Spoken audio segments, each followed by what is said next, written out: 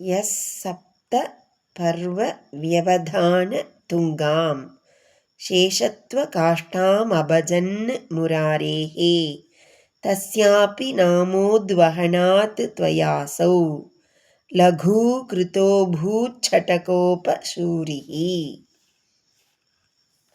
यः सप्तपर्व व्यवதான,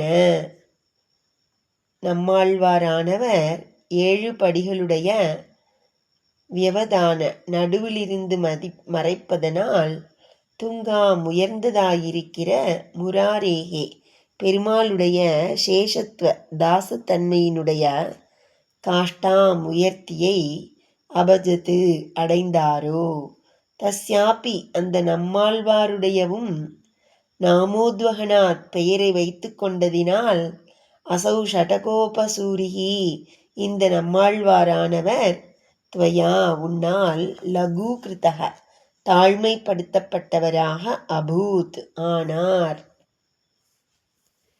ஹே பாதுகையே, நம்மாழ்வார் பெருமாளுடைய பக்தர்கள் வரிசையில் நான் 8வதாயிருக்கிறேன் என்று சாதித்தார்.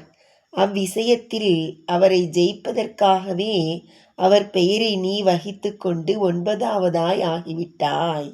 ஒருவர் பெயரை ஒருவர் வைத்து கொள்வது அவருக்கு தாசன் என்பதை காண்பிக்கும் என்பது சாஸ்திர சித்தம்.